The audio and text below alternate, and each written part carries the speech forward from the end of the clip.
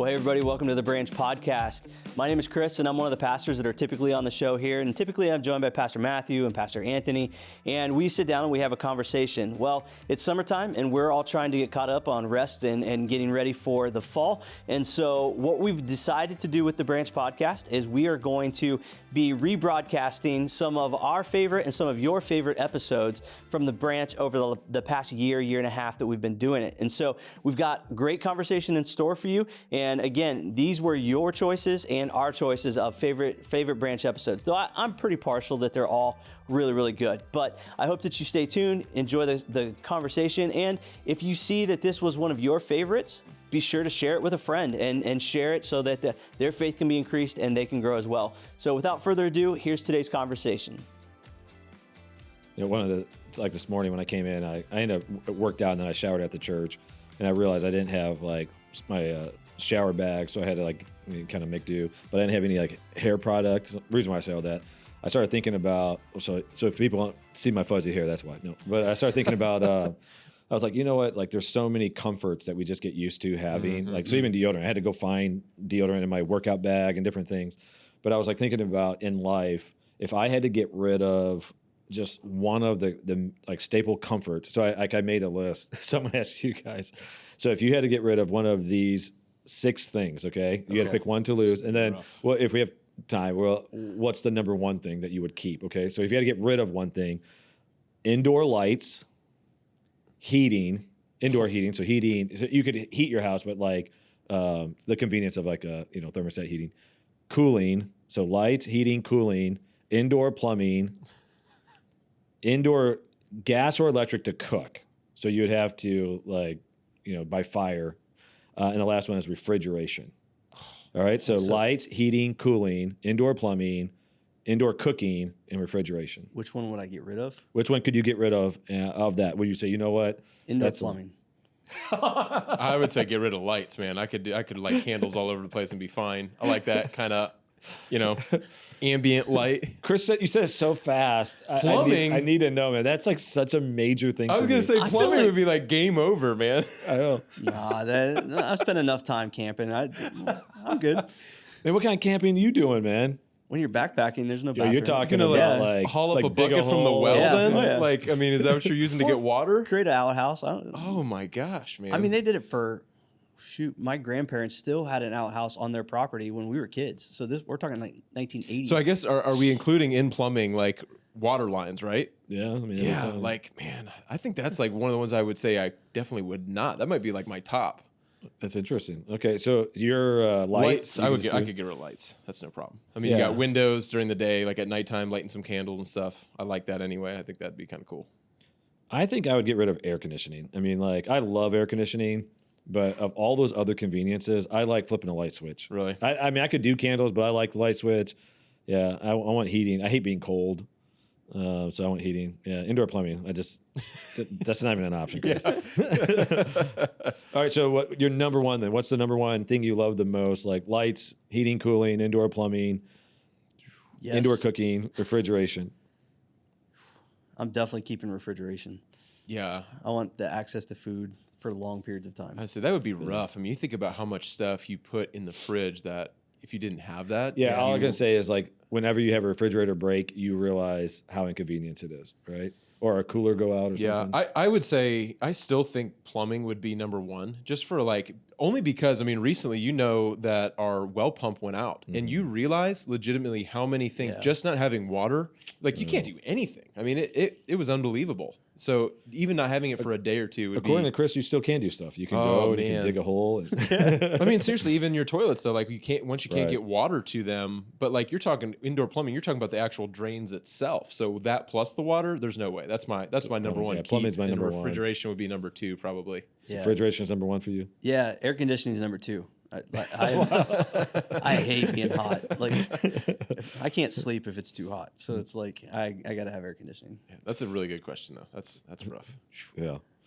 All right, well, welcome everyone to our podcast. This is The Branch. Every week we get together and sometimes we talk about Sunday's sermon, sometimes we pick other topics.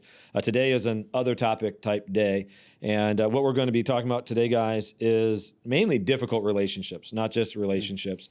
I think one of the most common questions in some form that we get is, who do I have to be in a relationship with? How do I handle the tensions, like all of the dynamics? Because I do think there's, to some degree, there's an idea that if I'm a Christian, then that means I have to love everybody. And by love everyone, I have to be friends with everyone. I have to hang out with everyone. Like there's that mindset. And so I want to explore that today. Is that biblical? Is that practical? Obviously, the most important thing is it biblical? But is it practical? Like, what does it look like? So that's kind of where I want to begin. So I want to begin with just the first overall question. Do I have to be in relationship with everybody? Yeah, I mean, this is, even as we briefly mentioned that this was going to be the topic for the day, I was, thinking about it.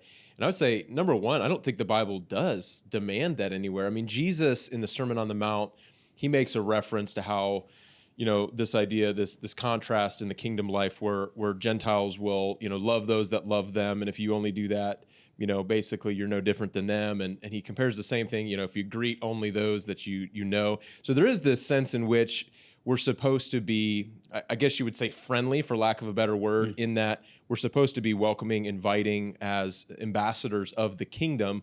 But I think it's different to say that realistically means we're going to be in relationship. I mean, being in relationship and being friendly, being kind, even being willing to go out of your way to serve a person, those are two different things. So I would say the short answer is the Bible never commands anywhere that we're called to be in relationship with everybody. And I would say, secondly, even from a practical level, it's not realistic. I mean, you think about your own life, you only have so much bandwidth and capacity to have deep, meaningful relationships with so many people. And so I would say there is a dynamic, though, within the church when it comes to relationships. I think where we get it backwards, and we'll probably unpack this a little bit more, in American society is we actually, I think that the church, so those who we would call brothers and sisters in Christ, the body of Christ, that our relationship with those individuals is actually supposed to be, I would say, top tier. Apart from your marriage, if you're a person who's married, I would say your relationship to other believers is up there as, hey, this is really supposed to be really a majority of now what you see your family as, your friendships.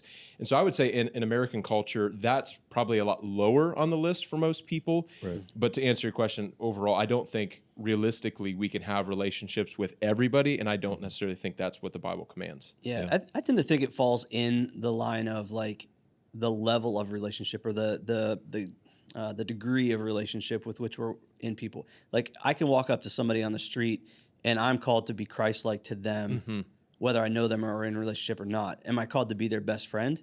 Maybe not. And I don't think the scripture says you must be best friends with everyone. You know what I mean? Right. And I even think about the context of the church.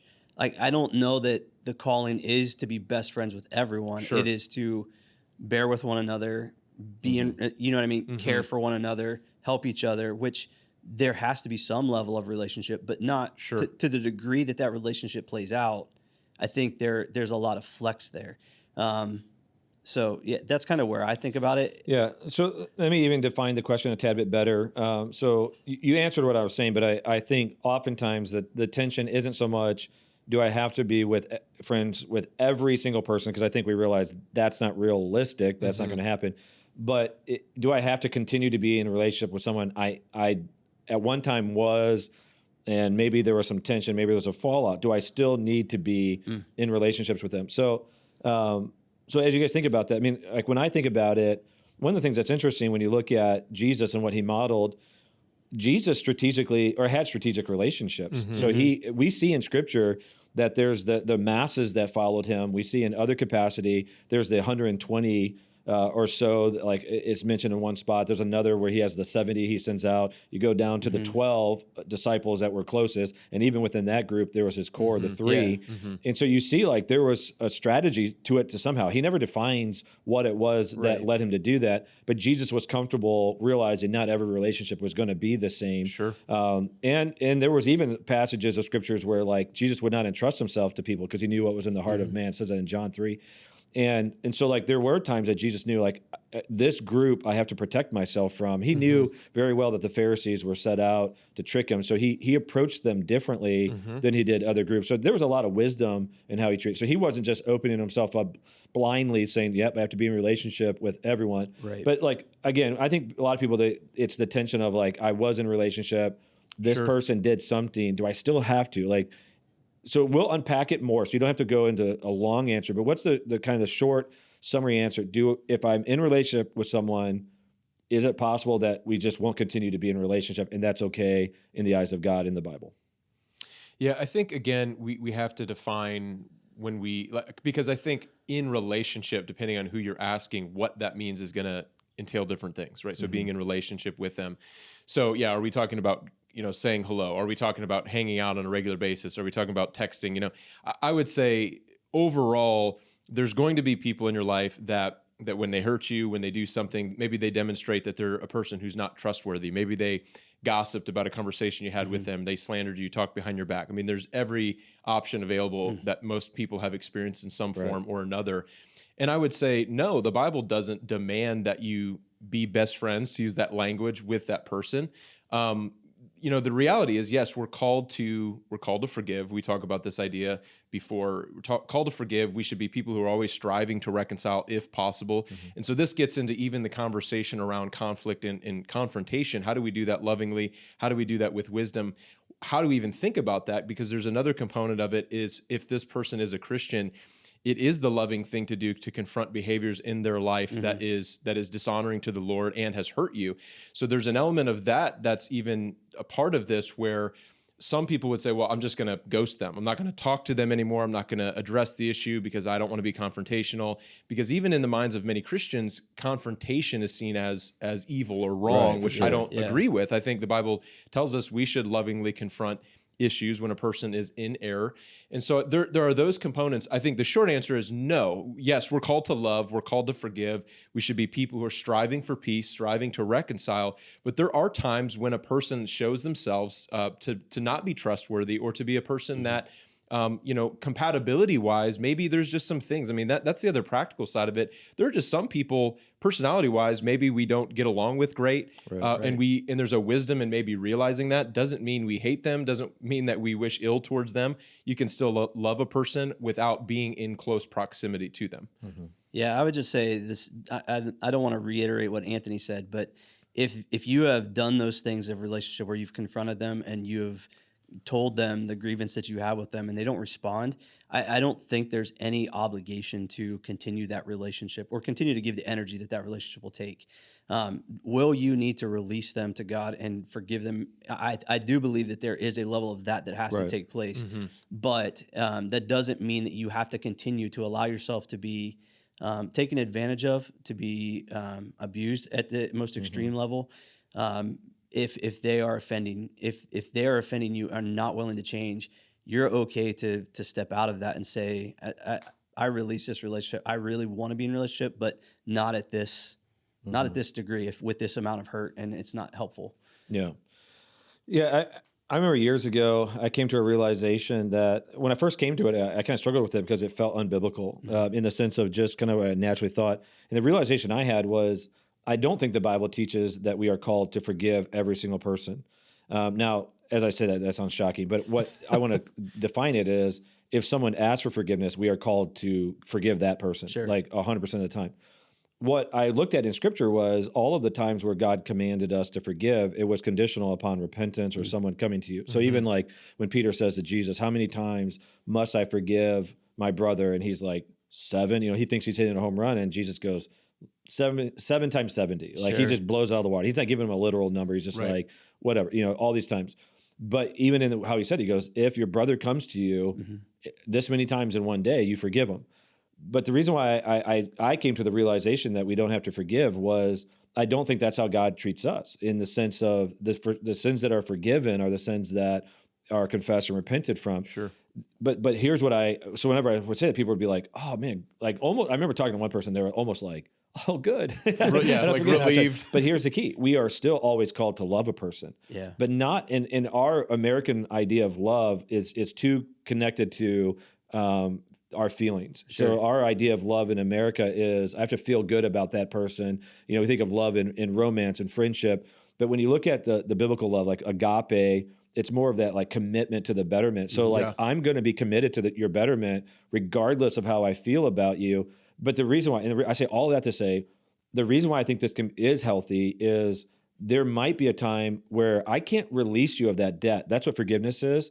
I can't release you because if we are going to be in relationship, we have to acknowledge this. We have to address this. And that's like what you were saying is like you go to the person and they might not have the capacity or the desire in that season. And so you don't just release it, but you go, man, I'm still going to be committed to you. I'm still going to love you. But if they come to you one day and say like, I want to be in a relationship, it's like, okay, I want you to know I still love you, but I need to address this issue. Yes. And I think that's really healthy and biblical. But I think a lot of people, like you were saying, like they think conflict is bad or unbiblical. It's like, no, it's not. Right. And we've talked a little bit about this before. I think the way that I would use like my language around it is distinguishing between the concept of forgiveness and reconciliation, right? Yeah. I think there's an element where we are called to give this person to God, right? If you have anger, like I don't think it's ever right as a Christian For sure. to be holding anger in your heart, resentment in your heart towards a person.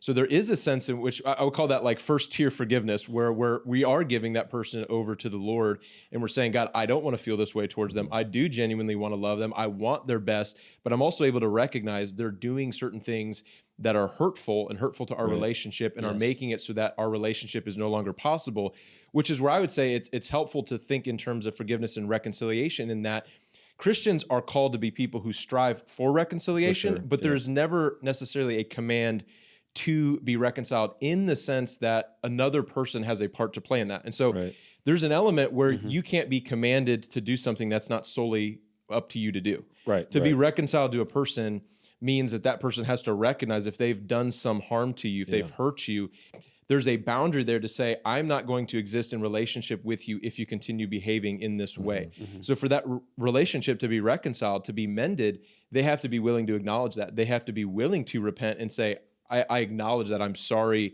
I don't want to do that anymore. And so then the relationship can move forward. So I do think there are tiers to this in the sense of in the way that we view a person, in the way that we view relationships. We're always called to love. We're always called to release a person to God. That doesn't mean being dismissive of what they've done or sweeping it under the rug.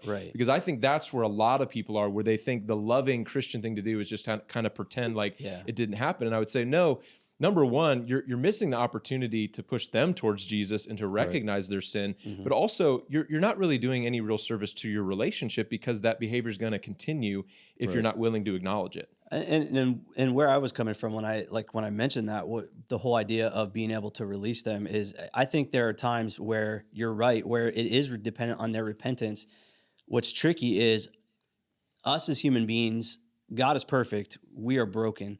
And I think it's very hard to be in a posture where you're willing to forgive them if they repent, if you've harbored all of this frustration and anger. You know what I'm saying? Yeah, 100%. So like that release, or what I was terming forgiveness, is that level of letting go of, not letting go of the hurt in that it doesn't need addressed, but allowing God to heal your heart in the meantime and give you the posture that God would have. If this person comes back and repents, I'm not going to hold that against them.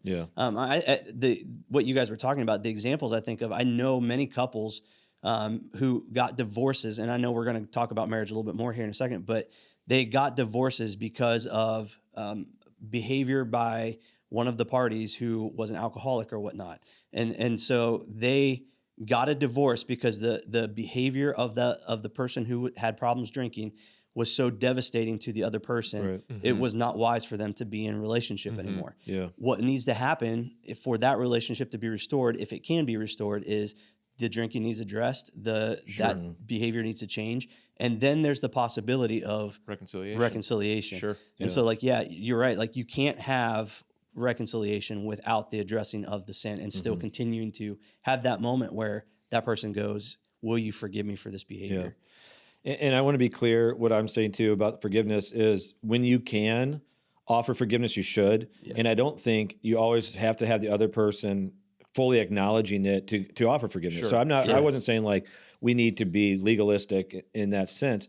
Because I would say the average relationship, if you give it enough time, there's going to be a lot of things that offend you that don't need to be addressed. If you're that person that has to address every little thing, you're hard to be in a relationship with, right? Yeah, absolutely. Also, I think you alluded to it too. It's like, if in every relationship, we are biased, and there are times we don't have total understanding of it. So like we will fill in the blank. So like I can look at someone's behavior and be offended by it. Another person can look at it and not be offended by it because we just processed it different. So if we're thinking like, no, I'm 100% correct all the time, that arrogance leads to a lot of destroyed relationships because I mean, how many times have we all done this in our marriages where you say something and then your wife comes back and it's like, that's not my heart at all. And like in your mind, it was like, not only was that your heart, you intentionally did this to wound, you know what I mean? And like, and your wife's like, no. And then they're like, is that how you act? And you're like, no, but so you have to be able to give grace and to understand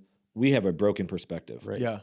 That was what I was going to get into as well. Like you saying that you have to reflect on the type of person that you are in the sense of, am I a person who is charitable in my approach to people? Do I give them the benefit of the doubt? Do I always assume the worst or do I assume the best? Am I gracious where someone maybe talks a little bit too much and they go a little bit too far? Am I going to cop an attitude? Am I going to give them the cold shoulder? Am I not going to text them back that night because they, I mean, you have to consider these things. Is that the type of person that I am?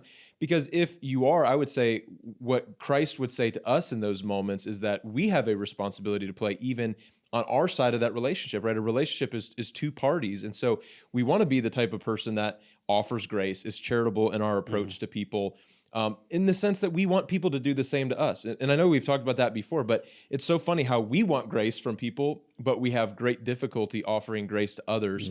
But I do think and I'm glad you brought it up, I do think there is a tiered system, if you will. There are some behaviors and some actions that are things that need to be addressed, right? This is not something you just kind of sweep under the rug and let it go. There are other things where it's, I'm highly sensitive today, or maybe I got my feelings hurt or whatever, that I probably need to deal with personally more so than bringing this up and addressing it. But there are other big things that this is an actual problem that this person has, a behavior, a pattern, a cycle that is detrimental, it's destructive, it's dishonoring to God, and it's hurtful to the relationship that I need to address. Yeah. I was going to say, and not to step the conversation back to your initial question, but there are people in my life that just grate me in certain ways, and my personality just doesn't mix with them. You know what I mean? And what I find though is that God brings those people into my life at the opportune time to teach me how to be gracious and to teach me how to operate in a godly way. Sure. And so we have to be careful. No, we don't have to be best friends with that level of person, but I think there is, if we always just shut off and say, this person rubs me the wrong way, I'm not ever going to talk to him, we're missing out on an opportunity for God to teach us what it means to love people that are different than us. And I think that's an important piece of it. So have you ever met a person, I know you guys have, but have you ever met a person that they're annoyed by everything and they almost wear it as a badge of honor, oh, this bothers me so much, this and that. And they think somehow because they're able to point out this annoyance, you know what I'm saying? It's like a superiority complex. Right. Yes. And there's oftentimes when I'm around people like that, when they say the thing that annoys them, in my mind, I think that says more about you than it does them. But I noticed as I started to think that, I started to realize that's true of me. Because there are times that there are things that I realize in a moment disproportionately annoys me than other people. And there's a part of me that wants to get self-righteous, get on my high horse, oh, that bothers me. And all of a sudden I started realizing, and you guys have probably been around me enough to hear me say it. At times I'll go, I know this says more about me than it does the situation, but that bothers me. But I mean that genuinely, where I'm starting to realize, good grief, man, I need so much grace in my life. And all the things I think I'm right in, so often I find out I'm really not, or I don't have the full picture and stuff. Okay, so here's a really tough question. And this will be tough because you guys can get as personal, as vague as you want, okay? Well, I mean that generally because, I know our families might watch the podcast. So I'm going to talk about families. I think a common question that we get is, when we think about relationships, are there some relationships in our lives that need to get priority? So you said it earlier, and I was going to get to it, and so we can get to it now. We do know biblically that the Christian relationship needs to be a priority, and it's oftentimes not. But I think people wonder, is my family, my biological family, do they get a biblical priority in my life? So like, because God allowed me to be born into this relationship, where's the cutoff for there? Because if I have a toxic sibling, a toxic parent, a toxic child, whatever it might be, and I'm not talking marriage, we're going to come to marriage later. So like, leave that one on the side for a minute. But what is my responsibility to them? Am I in it for life because I was born into the family? I mean, I get that question frequently. What do you guys think? What are the relationships that should get the priority? How do you define what relationships maybe have more responsibility than others? Are there any that feel that way? Or are there just general truths that cover all relationships? I do think that there is a level of priority where, and I know you said not to talk about marriage, but I do think the marriage relationship gets first priority in all of that. And then immediate family does have some semblance of importance. And I mean, you see Jesus, he says, "Who are my mother and brothers?" When his immediate family comes after him, and he's talking about the disciples. He's talking about the people following after him. And so you get this sense of like immediate family is important, but we're to love the body of Christ the same way that we love our family. And oddly enough, Jesus extends that to enemies. And so like, and not oddly enough, but like hard, in a challenging way, that's a difficult thing. So I think, as I think about that, like I think we have to operate and treat each person in the same way that we treat every relationship, where we go like, is this person's behavior? Now, obviously, if you're a parent and you have a kid in your home that is not of age yet, like you can't kick him out of the house. You know what I'm saying? This dude just is not listening to me. He's gone. Yeah. But biblically, you're out. But I think that there are relationships with adult children that are toxic and need to probably be you need to create some space in that. And that's, I can't imagine as a father myself, like I can't imagine ever doing that, but I can think of situations that would bring me to the brink of it. You know what I mean? And would take me to that place. But I think that there is just this priority is I have a hard time answering that question as directly as you asked it. So, but yeah, I would say apart from marriage, which I know we'll get into, so you have obviously some commands in the New Testament, like the household codes, particularly in relationship, not only to marriage, but like, fathers and sons and some of those dynamics. So I would say, yes, when you have kids within your household, part of what it means to be a godly father, godly mother is the way that you relate to your children until they're at a place of adulthood and independence. And then I do think there is some change in that as far as what your responsibility is. Obviously, we would still here on earth love our children and always want to relate. I mean, Micaiah and I talk about this all the time. Like to us, a huge win as parents is that when our kids are adults, they still want to be around us. Right. Like, that would be a huge win.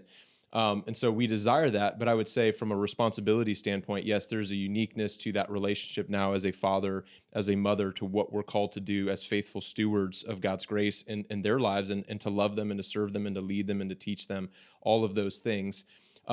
Obviously, the other famous one, and this is where I've heard people ask, because this is a really difficult one, the classic, even from the Old Testament, honor your mother and your father.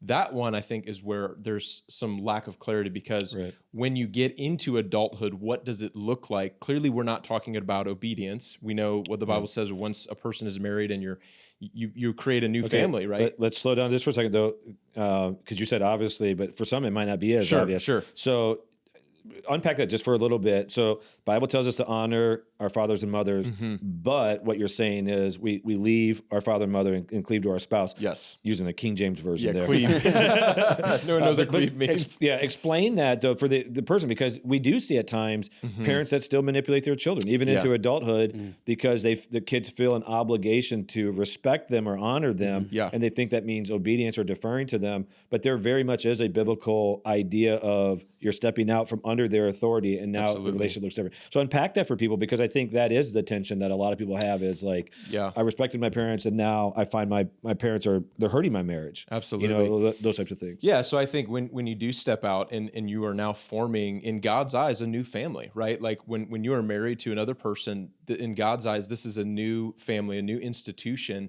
And so your first priority now does become your spouse. And so obviously Jesus is number one, your spouse is number two. And so that is a new dynamic that's at work there.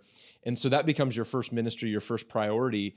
I think the other dynamic that works with that, though, is when, as you said, when a parent, a father, mother is bringing some level of unhealth into your life personally or your marriage life, the question is, how do you handle that? How do you respond to that? And again, this goes back to really what I would say the idea of conflict and confrontation, almost redeeming what that is, because there are people that would say to actually have conflict with my mom or my dad, to confront them feels like I'm disrespecting them, which I would say, again, is almost a childlike way of thinking about it, right? In the same way that if your 8-year-old son or daughter were to kind of talk back to it's almost that same paradigm, which I would say no longer applies in adulthood. So the question is, what does it mean to honor your mother and father, especially if they're acting in a way that's toxic, in a way that's hurtful, in a way that's dishonors God, in a way that hurts you.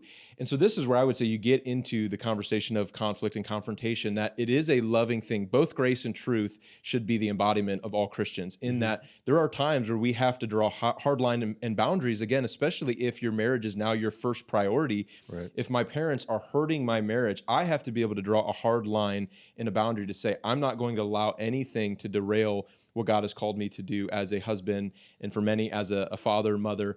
And so part of that is having a conversation and being honest and saying, these are behaviors that are destructive. They've hurt me. They've hurt my marriage. These are the things that need to be addressed.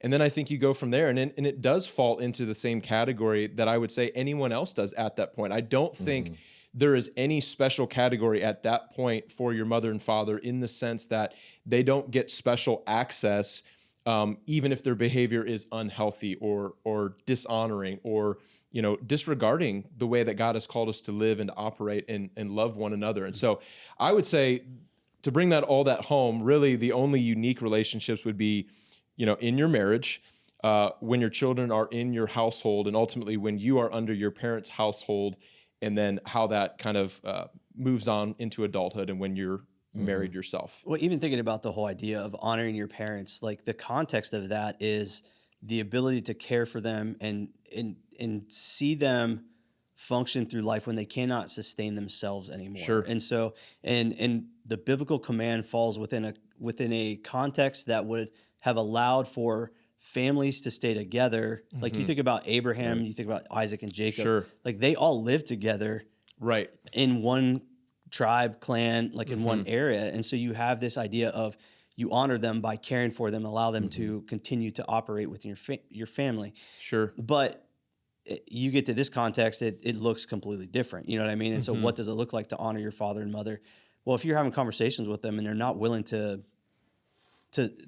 understand where you're coming from, I think you do. Yeah, you create those boundaries. Yeah. But the understanding of, but the heart should still be, I think the heart is always, again, reconciliation, always caring for and fulfilling that call to even honor and care for the extended families that you have. And I think, and I don't want to give too many details. Here's the part where you're just like, don't give how much detail you want to give.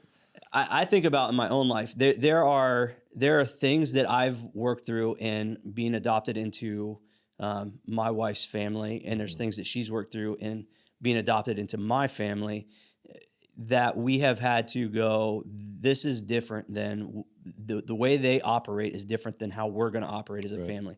As we've made those distinctions, there are growing pains, but I say all that to say my heart for her is always to have her honor, knowing how important it is for her. I want her to be able to honor her mother and father the way that she feels led by God to do that. Yeah. So as our relationship together, that is part of it. You know what I mean? Sure. So I have to work through inconveniences, differences, things that annoy me. You know what I mean? Yeah. For the purpose of allowing her to function in the way that God's calling her to function as a daughter. Same thing for me. And she does the same for me. And so I think it's always that heart of, how can I honor and serve the other person? Unless they're being so blatantly beyond annoying to hurtful behavior, you know what I'm saying? Right. Sure. Then we have those conversations, I think, that you were mentioning. So, okay, let me frame it and see if this registers with you. What I'm hearing you say and Anthony say, so the relationship transitions to a point, but then it turns into somewhat of a calling in the sense of you have a unique connection point to parents and in-laws in the context you were just talking about. And sometimes we realize this, because this can be true not even with people that we're related to. This somehow God brings them into our lives, and they're we can use any term we want. They can be difficult, they can be annoying, they can be high maintenance, whatever. But we know that this is a calling. Do you guys have relationships like that? Okay. Yeah. Who? No, I'm just kidding. Yeah. We just name Not them my up. in-laws. I want to make that clear right now. Right, but I'm saying but I would say it's similar in the sense of, on one hand, you go, this is a relationship that I might not naturally have, but God brought proximity, and so now I know it's a calling. The same thing with in-laws and your own biological family. As you get older, you go, I can't ignore the fact I was born into this family, so there was proximity that God brought me there, and so this might be a calling. And I think when we, does that make sense what I'm saying? 100%. And so I think sometimes we have to process and ask that way, God, how do you want me to respond in this specific relationship? Because I would say that's one thing earlier on when we're talking about high maintenance and difficult relationships that we can't avoid is there are times that God absolutely tells us to stay in certain relationships. Sure. And I actually had that in my notes to ask you guys, again, I'm not asking you to name names, but can you give a general example? Are there relationships in your life that God has called you to and you realized, in my own personal preference, I probably would have stopped this relationship and or avoided it, but because God called me, I'm going to step into it? Yes. Yeah. Yeah, and I don't want to make every relationship in my life insecure. So yeah, you're just saying yes. Okay. Yeah. No, I would say absolutely. And I'm glad you guys pointed out, not to derail this particular question, but I think there is levels of, even the question about, okay, how do you relate to your parents? I was giving an example of like an extremely divisive relational dynamic, right? Where a parent is doing very, very unhealthy things. But of course, if that's not the case, we're not talking about annoyances. We're saying, well, I have no obligation to love or have a relationship with. That's clearly not what we're saying. Yeah. I think even Paul in the New Testament, he references like the concept of being worse than an unbeliever, the person who doesn't take care of their household. So there is a specific call, to use your term there, that the people God has brought in close proximity to us, to love them and to serve them in a unique way, but not necessarily, there's a point where for some of them, there's no obligation outside of kind of the external social pressure that, well, they're your parents or they're this, so you have to do it. I do think, yes, there are unique times where God brings people into your life and you're able to recognize almost that this is a relationship maybe that's not for me. So it feels very one-sided in that I don't feel like I'm personally getting any benefit, but that's the nature of love as a whole, right? That Jesus himself gave up his life for our benefit. And so there are times where absolutely God brings people into your life where you think, man, this is not an easy person. This is not a person that I even necessarily get along with, but I do feel a specific burden to love them and serve them and to represent Christ to them in very tangible ways. Yeah.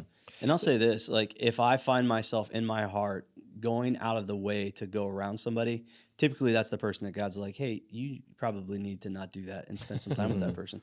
Because what it does is it expose something in my heart that's broken that needs healed. And God is using those relationships and those opportunities to teach my heart, to teach my life that. So for sure. So there's that other passage of scripture, hopping back to taking care of your parents, where Jesus rebukes the Pharisees because they had created basically their own legal system where they said anything that they dedicate to the temple, they don't have to give to their parents. And so they were using it to basically prosper themselves, not have to take care of their parents. And he's like, basically call them hypocrites. Like rebuked a them. temple tax write-off. Yeah, basically. And he was like, just so they didn't have to take care of their parents. And he was saying, no, that dishonors the heart of God. Okay, so now I want to transition a little bit. We talked about the different types of relationships. Let's just talk about on a real practical level about conflict resolution and or confrontation. I think a lot of people have never seen it modeled or been taught good confrontation. So the reason why I think it does feel unbiblical for some is because the way they do it is unbiblical. Yeah, sure. The way it's explosive. It's angry. It's mean words. If someone was like, okay, I'm hearing what you guys are saying, that there are some things you have to address, what does that look like? So let's talk through first, like the heart prep, as I'm thinking through, how do I know what needs to be addressed versus what needs grace? How do I prepare? What do I do? How do I, schedule a meeting with that person? What does that look like? I mean, even practical stuff, because I think some of the stuff we've dealt with so much that it can seem like to us I'm not saying this to be condescending, but it can seem like to us common sense, but I don't think it is for all people because they haven't seen it modeled well. And so like, how do I address it? Is it like a spontaneous surprise? I got to confront you on things. Is it schedule a meeting? Is it, do I write them a letter? Is it through text message because I'm comfortable in texting? Like, let's talk through some of those things. So let's first, let's go to the heart side of it. How do I know when I need to address it versus something I need to ask or just to release and give forgiveness to? So my personality is not, healthy confrontation was not modeled well for me. So it was something that like I was averse to. I would say it that way. I've grown to understand the importance of it and learning how to do it well. So if in my heart, I feel like I want to confront this with somebody, I have to check my heart first. Because what it means is that I'm furious. And like I'm to the place where like, this is not going to be a healthy conversation or reconciling. So the very first thing is if I don't want to address something but feel the absolute need that I need to, but I'd rather not, that's usually a good sign to me that this is something that I know I need to take the time to address with somebody. Because now I've removed my frustration, my annoyance out of the equation and allowed it to just be something that this is the right thing to do. Yeah, I mean, to your point, I think there is a level of self-awareness in this. Like if we're talking about this and writing a playbook on how to do confrontation well, I think the first aspect absolutely is like introspection, thinking about, okay, what is going on? What's the thing that's upset you? And so like even to give marriage, I mean, we're all married and we all understand the dynamic of marriage. There's going to be things that your spouse does, for example, that are annoying but aren't sinful, right? And so you could be confrontational about that, say, you never do this, you're always so messy, and get into a big fight about that. Or you could say, okay, I realize I'm wired a certain way. This is something that bugs me. I can get over it and just do it the way that I think it needs to be done and not cause a problem, right? So there's a lot of things like that, not only in marriage, but in friendships and quirky things that all of us have that another person might think is annoying. So I think you have to examine that. Like, is it something, number one, that is inherently sinful? Like this is a behavior that before God objectively is wrong. Like it's something they should not be doing. And if that's the case, it's something that I would say it needs to always be addressed, you know, in the context of the relationship. So even talking about vehicles or mediums in which we're using to communicate these things, you'd have to say, okay, well, what is the context of the relationship? Is it a spouse? Is it an adult sibling that you see once every 3 months? You know, I mean, I think depending on what that relationship looks like, that is going to dictate how you respond. If you're living in a household with them versus you see them, you know, once in a blue moon. I think even though the concept of confrontation, as you were talking about it, number one, even when you hear people talk about this, you'll hear them talk about it in terms of this is a confrontational person or this is a non-confrontational person. It's like these two categories that both, in my mind, are unhealthy because the confrontational person is usually aggressive, not very kind, not very tactful, oftentimes not even doing it out of the right motivation. The non-confrontational person is, as you kind of said, averse to it, and they don't want to have the hard conversations that will ultimately result in hopefully good fruit. It will result in reconciliation. It will result in conversations that build greater relationships and intimacy over time. So I think even part of the way we talk about confrontation needs to be reframed. The way that we think about it is almost entirely wrong in the sense that we have those two kind of categories and neither of them are good. So I think the middle ground is being willing to speak the truth, but being willing to speak the truth in love, as Scripture says, offering grace where we can offer grace. But there's an element where we've talked about this before. Number one, going back to introspection, I would say, are there any wrongs that I need to acknowledge? Right? Is there anything that I've done in this context, the context of this relationship, that I need to own up to first? And I would say always lead with that. Always lead with humility. Always be the first person to apologize and ask for forgiveness, even if you're in the midst of a conflict and you only own 5% of the 95 or the 100% of the problem. You know, even if you're the small percent, start with that, lead with humility. I think that's going to go a long way in showing proper motivation and heart that, hey, I want this relationship to continue. This is not just me pointing out or pointing the finger at your wrongdoing or your problem without acknowledging my own issues and what I've brought into that. So I think that's a big one. And then, I think posture and tone, that's the way I would word it, to whether it is in a text message, whether it is in an email, whether it's a letter or it's a face-to-face, I would say always opting for face-to-face if possible, because there's so much lost in translation through text message. We've joked about this even in the office before, right? When someone sends a text message, there's times where it's ambiguous. Like, I don't know if they're mad. I don't know if they're upset. I can't. Man, I've messed up on that one so many times. Yeah, I think we all have, right? Just texting where, like, I found out that, like, all the younger staff, my text was like freaking them out because they would send me something like, is it cool if we do this or that? And I would answer yes, period. Like, I always put punctuation. And so, like, I could literally in my mind go like it's oh yeah, yes, period. And they read it as yes, period. This conversation is over. Like, it meant like a reluctant yes. Yeah. And they were like, really like, oh man. And then I found out, like, I thought that was like silly almost. And I asked my kids, and my kids said it would bother them too, where they would ask, can we go play basketball? Can we go out to a movie? And I would go, yes, period. And they would talk to each other and say, is dad mad? And like, that was so funny to me, because I'm like, I said yes. I said yes to the thing you wanted to do. Yeah. And then Molly, my assistant, said the one that took her a minute to figure out was when I used the term sure. And it goes either way. I guess to her, she was taking it as like, I guess so. Sure. If you really need to. Yeah, like almost annoyance. And I was like, she goes, I like, as much as I know you, I didn't think that would be the case. You know, that's not how you typically respond to stuff. So now that's become a joke. If she texts me, like, I frequently, if I can, I go, sure. Yeah. You know, sure, period. I put sure, period. And she's like, she'll put like a smiley face or whatever. But yeah, anyway, so we're just saying, a lot is lost in digital communication. Yeah. I think the idea is. And you're way more aggressive in digital communication. Yeah, for sure. More bold. Yep. I was going to say, some of the preparation part of it is your personality too. I think if you are more towards the averse side of things, I think you should take time to prepare what you want to say, because you can get in that moment. And I don't know how many times I've done it. I don't know how many conversations I've had. Your adrenaline still goes. And like you get in that moment and your adrenaline's going, like, and if I could control it, I would stop it. But you know what I mean? Right. But it's just a natural response of being in that situation. So what preparation ahead of time does is just gives me clarity of mind. I know exactly what I'm communicating. I know why I'm communicating it.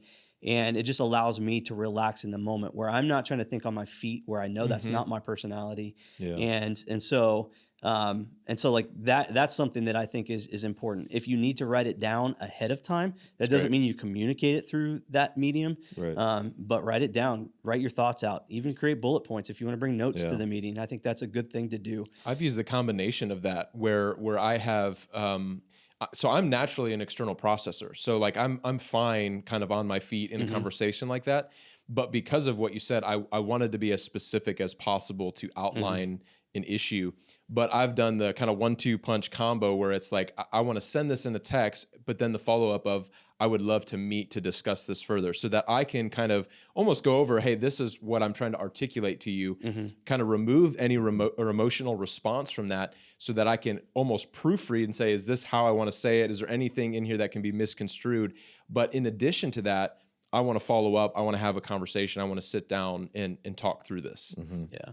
That's it. Oh, go ahead. Go ahead. No, I was just going to say, the other thing I try to do is, I would say I'm learning how to do, and I fail at this one with my kids all the time. I start from the guilty until proven innocent. Yeah. Where I'm learning how to ask questions first. And what that does is, first it informs me to greater detail what's really going on.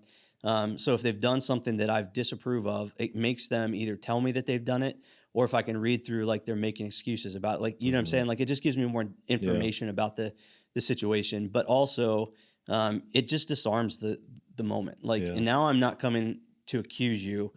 I'm coming to a place where I'm allowing you to explain yourself and giving you the opportunity to say, like, that's not how I meant it, or you know what I mean? Yeah. So many conversations have been diverted or de-escalated because I go, hey, did you do this? Did you mean it that way? And when they say no, you're like, oh, okay. Yeah. Right. It's good. I said that in the sermon this past week when I was giving examples of things I've learned, changed my thinking. And one of them, I said that it's better to ask questions and make assumptions. And I'm the same as you.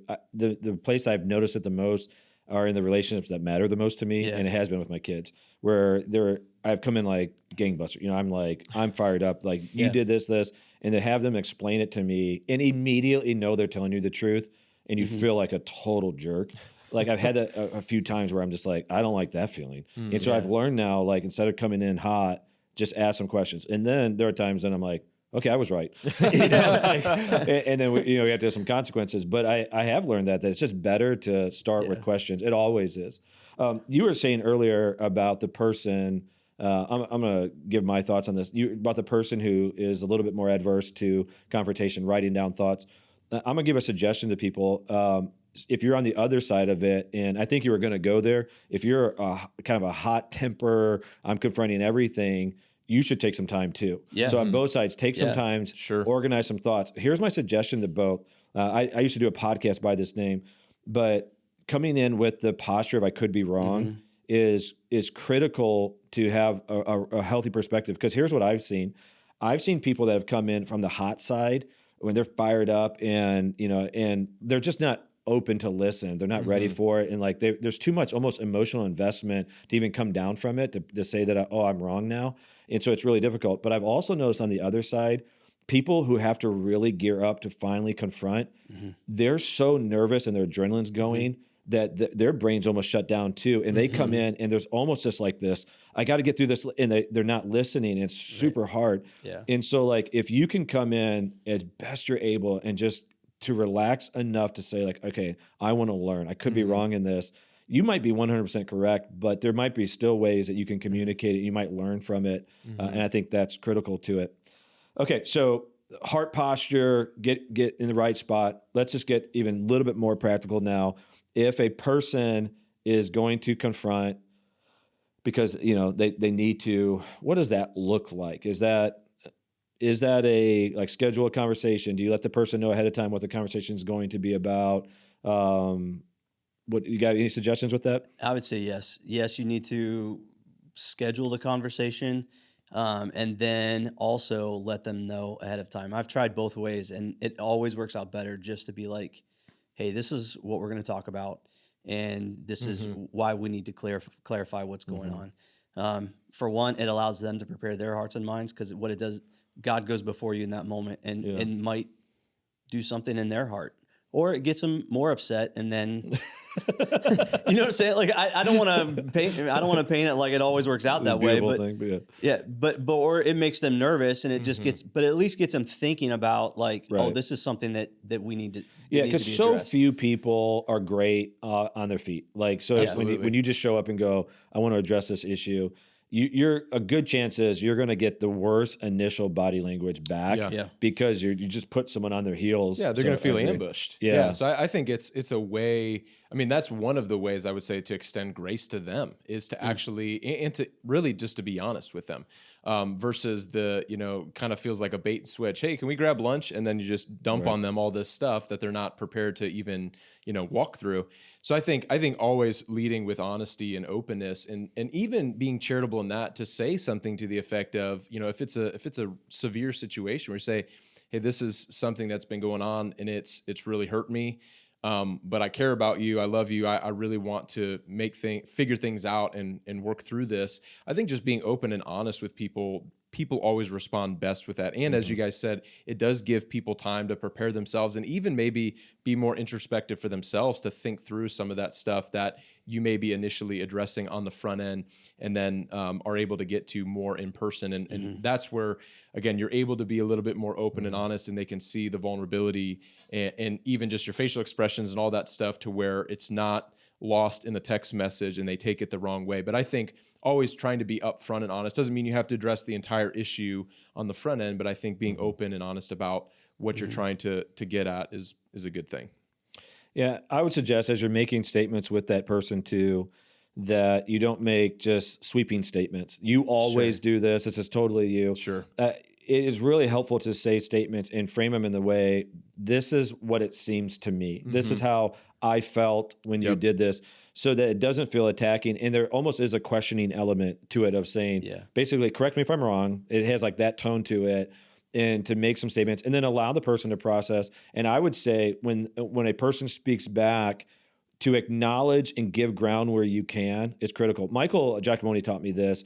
I would watch some of his interactions like through social media, especially during like right after the COVID season, there'd be some really hot topic issues.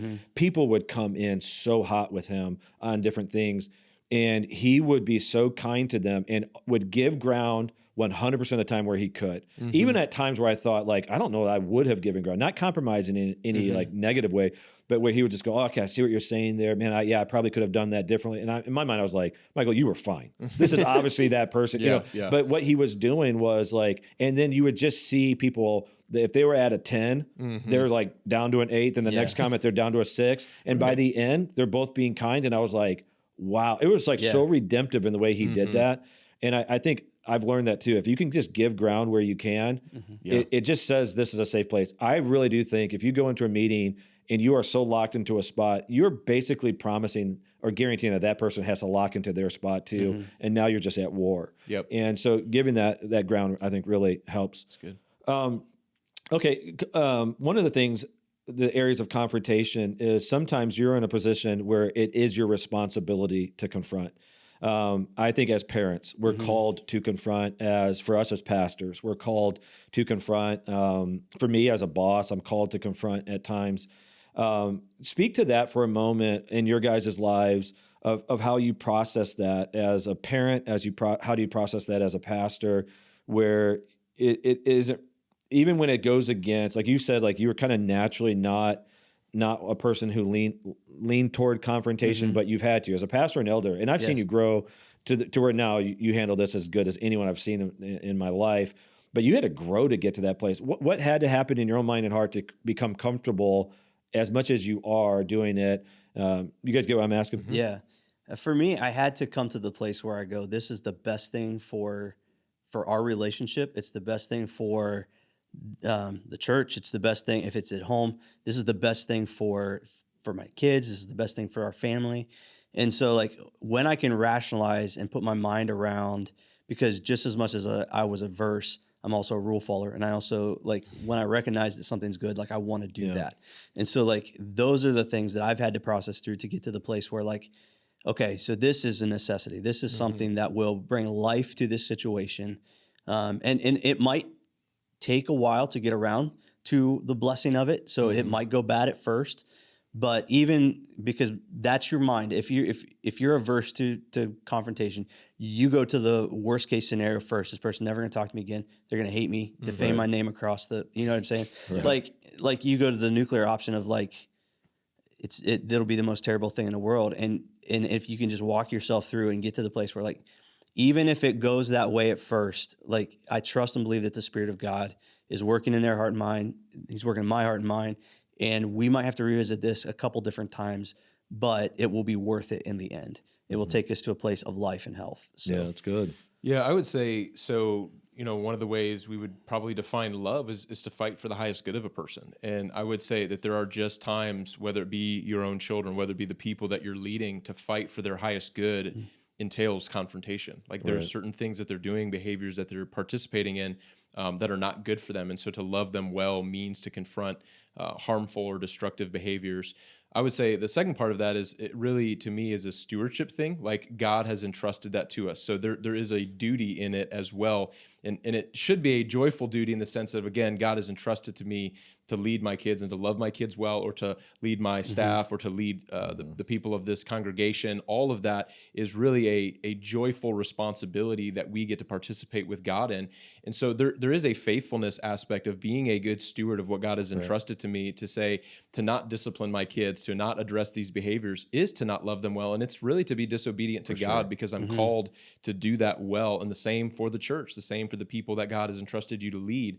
I think you have to reframe it that way, to say, and of course the New Testament is full of these references, particularly in the church. I mean, Jesus in Matthew 18, there's this element when a person sins, when a person, again, we're not talking about this person just maybe does something that's kind of a little bit annoying or quirky. We're talking about doing things that are dishonoring to God or are harmful. I do believe it is our responsibility to do that. And a lot of people in our society will shy away from that because of this bad assumption of what confrontation means, or what it, you know, what they think in their minds that entails. but it's supposed to be redemptive, right? It's supposed to be to the glory and honor of God, but also in the name of love, wanting to serve that person the best. So I think if you reframe it that way, hopefully it would give us a little bit more confidence to want to be able to do that. Mm-hmm. All right, I want to end with three separate situations, not completely connected, but just want to touch on them before we go. We alluded to this one numerous times throughout, but there is a unique calling for us as Christians to prioritize Christian relationships. Can you speak to the biblical context? You've said it in numerous ways, but kind of in the passing of making other statements. What does the Bible tell us about prioritizing Christian relationships, and why should those be a priority? Yeah, I mean, the way that the Bible talks about, particularly the New Testament, talks about the church is it's the family and household of God, right? We're the bride of Christ. So this, even the language of brothers and sisters, I mean, that's conveying a powerful truth. It's actually saying, though we have biological brothers and sisters and fathers and mothers, that you have now been grafted into this new family, the household of God, where God is our father and we are siblings. And so the imagery of the New Testament itself, I would say, just lends to that. Like it's alluding to that. And then you just have very clear instructions, even about, the gifts and the concept of serving one another, loving one another. Really, majority of the commands of the New Testament, even where Jesus talks about loving one another, is actually a reference to inside the church. It's this idea of we are brothers and sisters. We're part of the family of God. And so the way that we interact with each other, the way that we love one another, matters immensely, because we're representing Christ on the earth. And so to not prioritize those relationships, really, to be blunt, is to not prioritize Christ. And this is why I think all of us would agree, I think it was John Wesley who originally stated something to the effect of, the Bible knows nothing of solitary religion, to those who have this idea that you can just be kind of a rogue Christian disconnected from community. That's not at all the biblical picture. And so to not love God's people is to really disregard so much of the New Testament. But everything that we see, I would say, in the New Testament just points to this idea that you are a part of a new family. You alluded to this earlier, where Jesus himself says, hey, they come to him and say, your mother and your brothers are looking for you. And he says, who are my mother and my brothers? Those who do the will of God are my brother and sister and mother. I mean, that's a powerful statement. He was in that moment elevating those relationships, those individuals, even over what would have been the social norm, especially in first century Jewish context of the family household. So I think we have to understand everything that the New Testament is conveying is absolutely, like, the church is your family, in the sense that you are now a part of something that is eternal, above just race or biological family and all those other things that we prioritize, and again, are good things, but should never take the priority over the body of Christ. So Chris, speak to why is it then, in light of everything Anthony just said, why is it so important for people to make it a priority to reconcile within the church? Because there is we see it in the rhythm of modern day American Christianity is, if someone at my church offends me, whether it be a pastor or another member of the church offends me, I'm just going to go to another church. Why is that so damaging to both the church and also the individual who's being offended and leaving? It says that the healing and reconciling power of God is not working, and it's not effective. So, like, I'm in a class on mission right now, and we're talking all about, like, a lot of this stuff. One of the key witnesses of the church and of Christians is the ability to walk in unity, because Christ's mission was to reconcile the world to himself. And that means you have all these different, distinct, diverse people that are gathered together under the banner and under the power of the gospel of Christ. And so when we live in unity, we are demonstrating to the world that the gospel is true, that it's real, and that Christ has the power to bring life to ourselves. So when we choose not to reconcile relationships in our church family, when we choose just to kind of let things go, it's essentially just allowing division, and it's a testimony to the lack of priority or the lack of power that Christ has. And or at least that's what we say. It's not that that's really the case, but that's what we model, if that makes sense. Yeah, for sure. All right, great answers, both of those. Let me switch now. I have two topics left. There are times where someone wants to have a deeper relationship with you than you want to with them. Not in the sense of they're offended you, now I don't want to be friends anymore, But there are just times people, they want a deeper relationship than you can offer. You don't have the bandwidth for it, the time for it. What would you recommend to someone, how to handle that situation? I mean, I know in our culture, it's like you ghost them, right? Or, but that can feel very toxic. But maybe, is that the best thing? So, I mean, again, what do you guys think, both in experience, but also biblically? Yeah, I would say, again, just going in the same vein of always wanting to be gracious, always wanting to be as charitable as we can be. I think you can be honest in those situations, where I've been in this season of life with young kids. There's just some things like I'm not super flexible about, with my time. And I'm honest with people about that. Part of it for me is even an opportunity to say, hey, I really value wanting to put my marriage and my children first. Like they're in a season where I feel like I need to be there. And so I need to prioritize this. There might come a day where, at least not for my marriage, but for my kids, that changes a little bit as they get older, as they grow more independent. So I think even just being honest about that, I've never had a time where a person hasn't even resonated with that. They're like, I totally understand that. Yeah. So I think there's that component of being honest, but even just being honest in how much you're able to give this individual person. Yeah. So say, hey, I would love to get together more. It's just honestly at this point in life, it's probably not realistic for us to get together more than once a month or whatever it is. I just think being honest, always leading with that, is honoring to people, and things then at that point are not able to be misconstrued or read in a wrong way where you just don't like this person, or as you said, you're just ghosting them, or people fill in the gaps like we all do. We'll fill in the gaps for ourselves. I think being honest is always a good thing. So I was just going to ask a question, and I'm going to throw you on the spot. What if you don't like the person though? What if you, and when I say don't like, I use that term incorrectly. And what I mean is like, it's a person that you're just like, I just do not connect with this person, and I do not think that I can. You're asking how much honesty do you give a person like that? Like I just don't like you. I really don't want to hang out with you. But I mean, like how do you, that's one that I've always wrestled with how to handle, if I can be 100% honest. I don't know how to, I'm not sure. I'm sorry, I'm asking a question here, throwing things off. That's tough. Yeah, I mean, I don't think I've not really experienced that. I think most people, not all, can pick up on that over time. Like if you're not reciprocating, right? Like it's one thing. If you're not constantly reciprocating, reaching out to them, trying to hang out with them, most people, not all, are going to eventually pick up on that and understand that. But again, if the situations that have come close to that, I think even just with what I said before, I don't think you have to get specific to the details of even why you're not able to lend yourself towards them in relationship often. I think you can keep that part vague because you don't want to hurt people's feelings, but there are just real practical times where, you don't jive well with the person. You don't have a chemistry that's natural there. And you can just be honest though, with what you're willing or able to give them as far as your time. Yeah. I mean, I've had just being a person on stage in leadership as the lead pastor and primary communicator. I've literally had people come to me and say like, I feel like we should be best friends. Like they've used that phrase. And sometimes it's an obvious no. I mean, in a sense of like, we don't know each other. And honestly, that kind of is an aggressive way to start. So there's some red flags with that. Yeah. But I've had to say to people, and I mean it genuinely based on what you're saying, is at this season in my life, my relationship tank is full because I have incredible responsibility to my wife and kids. And then all my other relationships are the pastors I work with, the people I'm connected to, and my friendships. And I just can't give it to you. So in my mind, it could also, I could have other steps in that list where I could be like, and also this and this and this, but I don't need to say all that because my initial answer covers it. Yeah. You know what I mean? Yeah, so, that makes total sense. All right. Last question is kind of like a similar thing though. Okay. What if you realize I've had this relationship and this relationship now needs to end? So whether it be this person is toxic, this person's a bad influence on my life, this person's offended me so much and they're not really reconciling. Do you tell that person that? And if so, what does that conversation look like, knowing that like if they've already done something that's hurt the relationship, they're probably not going to respond well? How do you handle that tough conversation? You want me to start?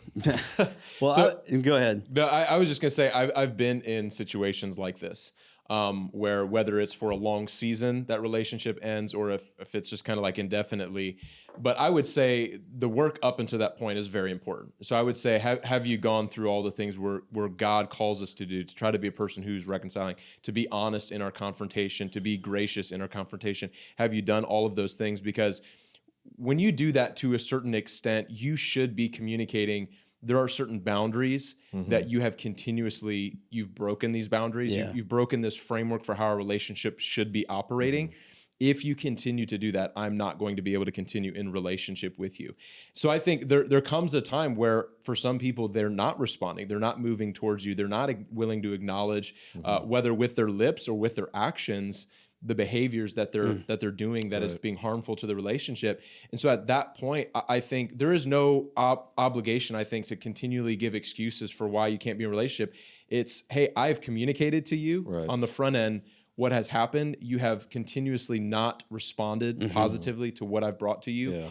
And at this point, like, I just don't see our relationship moving forward anymore. So that conversation still might be tough, but it should never be a surprise. Absolutely not. No, that's what I would say. To be faithful to what I think God instructs us in His Word, it should never be a surprise. And oftentimes, if it is a surprise, I think most of the time that comes out of a place of resentment, where we're angry, where we're fed up, and in a moment we make a rash decision. And I don't think that ever should be the way as Christians we operate in relationships. Yeah, if it ends like a 7th grade dating relationship, it should something's going wrong. You know what I mean? Like, you should have the conversations ahead of time that lead to the place where you are. It's the end, last ditch effort, I guess, is the way to think about it in my mind. Yeah. So. Well, great. Do you guys have anything else you want to add? I don't. Well, great discussion, guys. I always appreciate you guys' time and wisdom. Thank you for joining us. It really does. We're honored by it. It's not lost on us that you could be watching other things and listening to other things. So thank you for connecting. And always, if this is a blessing to you, share it, because we want to encourage other people in their faith. So we love you guys, proud of you, and we can't wait to see you on Sunday. God bless.